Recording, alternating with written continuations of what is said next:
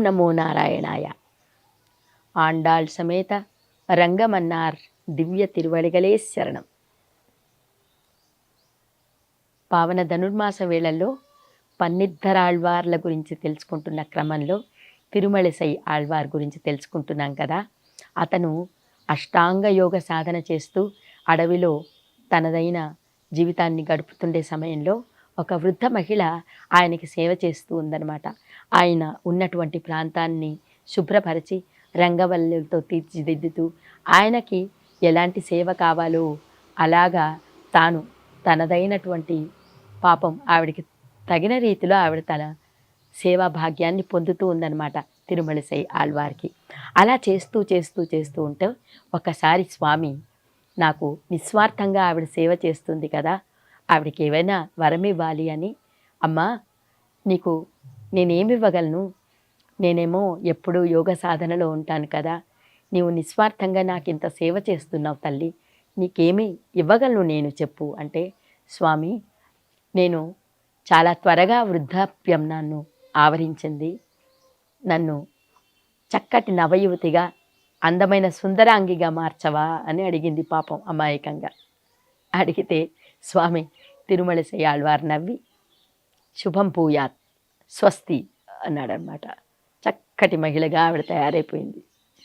ఆవిడ అమ్మ ఇన్ని రోజులు నువ్వు నాకు సేవ చేసావు కదా, ఈ చక్కటి యువతిగా తయారయ్యావు కదా, ఇక జీవితాన్ని అనుభవించమ్మా అని ఆయనే చెప్పేశాడు. ఆవిడ వెళ్ళిపోయింది. సరే ఈయన యోగ సాధనలో ఈయన ఉన్నారు. అక్కడ ఆ మహిళ చక్కటి అందమైన యువతిగా మారింది అని తెలుసుకున్నాం కదా. పల్లవరాయుడు అనేటువంటి ఒక రాజు ఆవిడ్ని చూసి ఆ రూప లావణ్య సంపదకు మోహించి పరవశుడైపోయి ఆవిడ్ని తను పెళ్లి చేసుకున్నాడు. పల్లవరాయుడు అన్నటువంటి రాజు. ఆ రాజు ఇక హాయిగా సుఖ సంతోషాలతో జీవితాన్ని గడుపుతూ ఉంది. కొంతమంది పిల్లలు పుట్టారు. ఆ రాజుకేమో వృద్ధాప్యం వచ్చేసింది. కానీ ఆవిడకి అసలు వృద్ధాప్యమే రాలేదు. తాను మొట్టమొదట ఎలా చూశాడో అలాగే ఉంది ఆవిడ. రూపలావణ్యంతో ఇంకా మెరిసిపోతూ ఉంది. పిల్లలు పుట్టినా సరే ఆవిడ యవ్వనంలో ఏ రకమైనటువంటి మార్పు లేకపోయేసరికే ఈ భర్తకి ఎందుకు ఇలా జరిగింది అని ఆవిడని అడిగాడు. అడిగితే స్వామి ఇది నా గొప్పతనం కాదు, అష్టాంగ యోగ సాధన చేసుకుంటున్నటువంటి ఆళ్వార్ స్వామి అక్కడ ఉన్నారు, ఆయన శిష్యుడు కనికర్ణుడు కూడా ఆయన శిష్యుడు ఉన్నాడు, వాళ్ళిద్దరి సేవ నేను చేసుకున్నాను, అందువల్ల ఆ సేవా ఫలితంగా నాకు ఈ రకమైనటువంటి అందమైన రూపం వచ్చింది అని ఆవిడ చెప్పిందనమాట. ఈ పల్లవరాయుడు ఇంకా తన సేనను పంపించాడు అడవిలోకి. పంపించి ఆ తిరుమలసై ఆళ్వార్ ఉన్న చోటికి పంపించి ఆ తిరుమలసై ఆళ్వార్ని ఎలాగైనా పట్టుకురండి అని చెప్పాడు. అక్కడ కనికర్ణుడు ఉన్నాడు కదా, ఇప్పుడు కనికర్ణుడు ఆ సైనికులతో వచ్చాడనమాట. పల్లవరాయుడి దగ్గరికి వచ్చాడు. ఏమిటి అని అడిగితే, తిరుమలసై ఆళ్వార్ కరుణించినటువంటి నవయవ్వనవతి ఇప్పుడు నా భార్య, ఆవిడ వృద్ధాప్యమేమో రావట్లేదు, నేనైతే ముసిలాడైపోతున్నాను, ఈ రహస్యం ఏమిటో ఆవిడే చెప్పింది, కాబట్టి నన్ను కూడా నిరంతరము యవ్వనంగా ఉండేటట్టుగా నన్ను మీ గురువుగారు చెయ్యాలి, తిరుమలసై ఆళ్వారు చెయ్యాలి అని చెప్పాడు.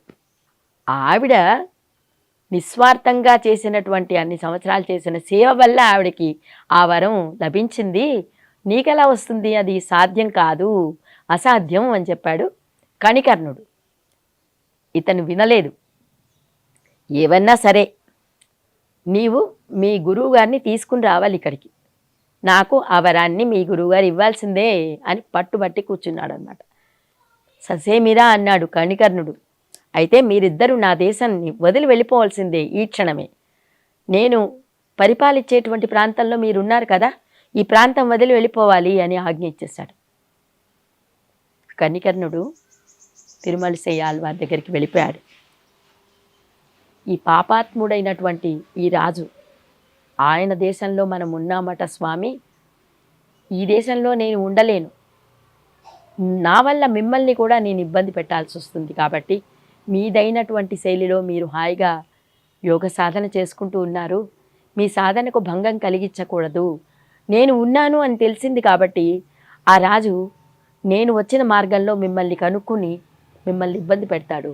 కాబట్టి నేను వెళ్ళిపోతే మిమ్మల్ని కనుక్కోలేరెవరు అని అన్నాడు. అంటే కనికర్ణుడు అలా అనగానే తిరుమలసై ఆళ్వార్ అన్నట్ట, శిష్యుణ్ణి వదిలి గురువు ఎలా ఉంటాడు, నీతో పాటు నేను కూడా ఉంటాను, పద వెళ్ళిపోదాం అన్నారన్నమాట. ఎవరు? తిరుమలసై ఆళ్వార్. అప్పుడు తిరుమలసై ఆళ్వార్కు గుర్తొచ్చింది, అక్కడ శేషసాయిగా అక్కడ స్వామి పడుకుని ఉన్నాడు, తాను కొలిచేటువంటి స్వామి తిరుమలసైలో. ఆ స్వామితో అన్నట్ట, మరి నీవెందుకు ఇక్కడ ఉన్నావు, మేమిద్దరం వెళ్ళిపోతున్నాం, నీవు కూడా తట్టాపుట్టా సర్దుకుని మాతో పాటు వచ్చేయాలి స్వామి అని అనేసరికి, మీరిద్దరూ లేని ప్రాంతంలో నేనెందుకుంటాను, ఆ రాజు దురహంకారి, అతని పాలనలో నేను కూడా ఉండవలసిన అవసరం లేదు అని ఆయన కూడా తన శేష తల్పాన్ని చక్కగా చాపలాగా చుట్టుకుని చంకలో పెట్టుకుని వాళ్ళిద్దరితో పాటు ఆయన బయలుదేరి వెళ్ళిపోయాడు. ముందు కనికర్ణుడు, వెనక తిరుమలసై ఆళ్వార్, ఆ వెనకాల స్వామి విష్ణు పరమాత్మ తన శేషశయ్యని చక్కగా నివాస శయ్యాసన అంటాడు వేదాంత దేశకుల వారు. మహావిష్ణువుకు ఎల్లవేళలా అన్ని రకాలుగా సేవ చేసుకుంటాడు. శేషతల్పంగా ఉంటున్నటువంటి ఆదిశేషువు. ఒక చిత్రం చూడండి, లక్ష్మీ మహావిష్ణువు ఉన్నటువంటి ఏకాంత ప్రదేశంలో కూడా శేషశయనంనే ఆశ్రయించి ఉంటాడు కదా, అక్కడే పడుకుని ఉంటాడు. అంటే ఏకాంత వాసంలో కూడా, ఏకాంత వేళలో కూడా వాళ్ళతో ఉండేటువంటి భాగ్యాన్ని కలిగిన వాడు ఆదిశేషువు. ఆ ఆదిశేషువుని చక్కగా చాపలాగా చుట్టుకుని స్వామి వాళ్ళతో పాటు పైనమే వెళ్ళిపోతున్నారన్నమాట. వాళ్ళు ముగ్గురు వెళ్ళిపోతుంటే ఆ ప్రజలు కూడా వెళ్ళిపోతున్నారు. ఈ దృశ్యాన్ని చూసిన వాడి ప్రజలు కూడా ఆయనతో పాటే వెళ్ళిపోతున్నారు. ముందు కనికర్ణుడు, ఆ తర్వాత తిరుమలసై ఆళ్వారు, ఆ వెనుకల మహావిష్ణువు, వారి వెనకల పుర ప్రజలందరూ కూడా అలా వెళ్ళిపోతుంటే మొత్తం ఆ దేశమంతా బీడు పడిపోయింది, మొత్తం ఖాళీ. అప్పుడు ఆ రాజుకు బుద్ధి వచ్చిందనమాట, స్వామి నా వల్ల తప్పైపోయింది, నన్ను క్షమించండి అని ఎంతగానో వేడుకున్నాడు. వేడుకున్న తర్వాత జరిగిన కథ వేరే. అంటే యథోక్తకారి అని ఆ స్వామికి పేరు. అంటే తన భక్తుడు ఏం చెప్తే ఆ మాట విన్నాడు, ఆయన చెప్పిన మాట విన్నాడు కాబట్టి ఈయనకి యథోక్తకారి అని పేరు వచ్చిందనమాట. కాబట్టి ఒకసారి ఒక బ్రాహ్మణుడు యాగం చేస్తూ భక్తిసారునికి అంటే మన తిరుమలసై ఆళ్వారికి ప్రథమ తాంబూలం ఇవ్వాలి అని ప్రయత్నిస్తూ ఉంటే అక్కడున్న విప్రవరులందరూ కూడా వ్యతిరేకించారట. వ్యతిరేకిస్తారు ఎందుకంటే చూడండి, శిశుపాలుడికి కథ మనం గుర్తు తెచ్చుకోవాలి. కృష్ణుడికి ప్రథమ తాంబూలం ధర్మరాజు ఇస్తూ ఉంటే శిశుపాలుడు వ్యతిరేకించిన తర్వాత పరిణామం ఏమైంది? అలాగా ఈ అక్కడ ఉన్న విప్రవరులందరూ వ్యతిరేకించేసరికి ఈ తిరుమలసై ఆళ్వారు నాకు అక్కర్లేదు ప్రథమ తాంబూలం అని అంటూ ఉంటే ఆయన తలపైన శేషతల్ప సాయి కనిపించాట. అప్పుడు ఆ విప్రవరులందరూ కూడా వాళ్ళు కూడా క్షమాపణ అడిగారు, వాళ్ళందరికీ జ్ఞానోదయం అయింది. అలాగా ఈ శేషతల్ప సాయిగా యథోక్తకారిగా తన భక్తుని మాటలు విన్నటువంటి పరమాత్మగా విష్ణువు ఖ్యాతిని నిలబెట్టినటువంటి తిరుమలసై ఆళ్వార్, ఆయన గురించి మనము ఈ పొలిటికోస్ టీవీ మాధ్యమం ద్వారా మనం వింటున్నాం కదా. తక్కిన ఆళ్వార్ల జీవిత గాథల గురించి కూడా మనం వచ్చే భాగాలలో విందాం. ఆండాళ్ సమేత రంగమన్నార్ తిరువళిగలే శరణం. Please subscribe to the channel and download the Politicos app from the links in the description.